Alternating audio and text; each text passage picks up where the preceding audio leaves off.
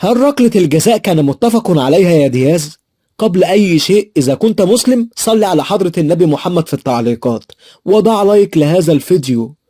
ذكرت تقارير أسبانية بأن اللاعب إبراهيم دياز سخر ممن يقولون بأن ركلة جزاء المغرب أمام السنغال متفق عليها، وأدلى إبراهيم دياز بتصريح لإحدى الصحف الرياضية الأسبانية وقال: هذا كلام مثير للسخرية، هل من المعقول أن يكون هناك اتفاق بيني وبين المنتخب السنغالي لكي أهدر ركلة الجزاء ويخسر منتخبنا ويفوز الخصم؟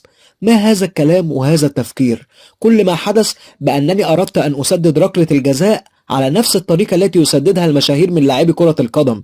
يعني يا جماعة التقارير الأسبانية تقول بأن إبراهيم دياز نفى كل الشائعات التي تقول بأن ركلة الجزاء متفق عليها، وأنه سخر من هذه الشائعات، وقال بأنه أراد أن يسدد ركلة الجزاء بطريقة ملفتة وأسلوب مختلف ومميز، لكنها باءت بالفشل بين أحضان حارس السنغال. هذه الركلة لو كانت سجلت لفاز المنتخب المغربي بالمباراة، والعتاب هنا على إبراهيم دياز الذي أراد أن يسجل ركلة الجزاء بهذه الطريقة في المباراة النهائية في البطولة، وأضاع الحلم على المنتخب المغربي الشقيق. ما رأيكم حول هذا الموضوع؟ هل ركلة الجزاء كان متفق عليها أم شائعات؟ وإذا كنت فخور بأنك مسلم عزيزي المشاهد ضع لايك لهذا المقطع.